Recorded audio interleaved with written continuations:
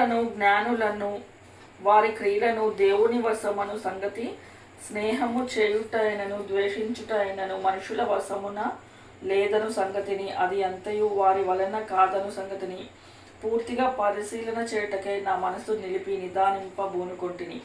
సంభవించున్నది అన్నియు అందరికీ ఏకరీతిగానే సంభవించును.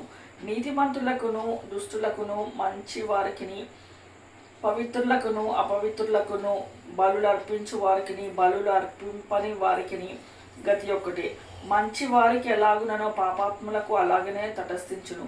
ఒట్టు పెట్టుకొని వారికి ఎలాగునో ఒట్టుకు భయపడు వారికి అలాగుననే జరుగును. అందరికీ ఒకటే గతి సంభవించును. సూర్యుని క్రింద జరుగు వాటన్నిటిలో ఇది బహు దుఃఖకరము.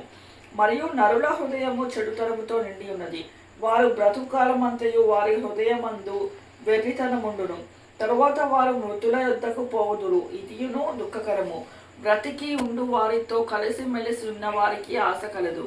చచ్చిన సింహము కంటే బ్రతికి ఉన్న కుక్క మేలు కదా. బ్రతికి ఉండు వారు తాము చతురని ఎరుగుదురు, అయితే చచ్చిన వారు ఏమీ ఎరుగరు. వారి పేరు మరువబడి ఉన్నది. వారికి ఇక ఏ లాభమును కలగదు. వారిక ప్రేమించరు, పగపెట్టుకొనరు, అసూయపడరు. సూర్యుని క్రింద జరుగు వాటిలో దేని యందును వారికి ఇక ఎప్పటికీ వంతు లేదు. నీవు పోయి సంతోషముగా నీ అన్నము తినుము, ఉల్లాసపు మనసుతో నీ ద్రాక్షరసము తాగుము. ఇది వరకే దేవుడు నీ క్రియలను అంగీకరించెను. ఎల్లప్పుడూ తెల్లని వస్త్రములు ధరించుకొనును. నీ తలకు నూనె తక్కువ వేయకుము. దేవుడు నీకు దయచేసిన వ్యర్థమైన నీ ఆయుష్కాలం అంతయు నీవు ప్రేమించు నీ భార్యతో సుఖించుము. నీ వ్యర్థమైన ఆయుష్కాలమంతయు సుఖించుము.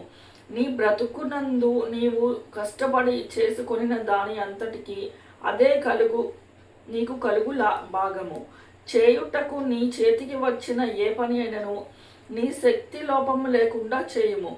నీవు పోవు పాతాళమునందు పని అయినను, ఉపాయమైనను, తెలివి అయినను, జ్ఞానమునను లేదు. మరియు నేను ఆలోచింపగా సూర్యుని క్రింద జరుగుచున్నది నాకు తెలియబడెను. వడిగలవాడు పరుగులో గెలవద్దు, బలము కలవారు యుద్ధమునందు విజయమొందరు. జ్ఞానము కలవారికి అన్నము దొరకదు. బుద్ధిమంతుడగుట వలన ఐశ్వర్యము కలగదు. తెలివి గల వారికి అనుగ్రహము దొరకదు. ఇవన్నీ అదృష్టవశము చేతనే, కాలవశము చేతనే అందరికీ కలుగుచున్నది. తమ కాలము ఎప్పుడు వచ్చునో నరులు ఎరుగరు.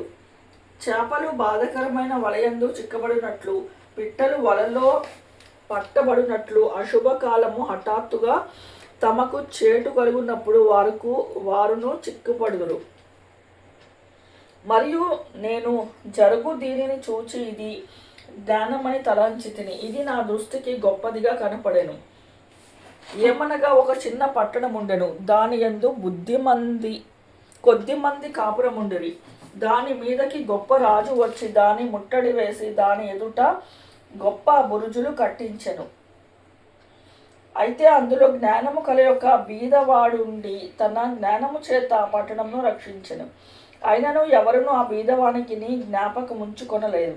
కాగా నేను ఇట్లను కొంటిని, బలము కంటే జ్ఞానము శ్రేష్టమే, కానీ బీదవారి జ్ఞానము తృఢీకరించబడును. వారి మాటలు ఎవరునూ లక్ష్య పెట్టరు. బుద్ధిహీనులలో ఏలువారి కేకల కంటే మెల్లగా వినబడిన జ్ఞానుల మాటలు శ్రేష్టములు. యుద్ధముల కంటే జ్ఞానము శ్రేష్టము. ఒక పాపాత్ముడు అనేకమైన మంచి పనులను చెరుపును.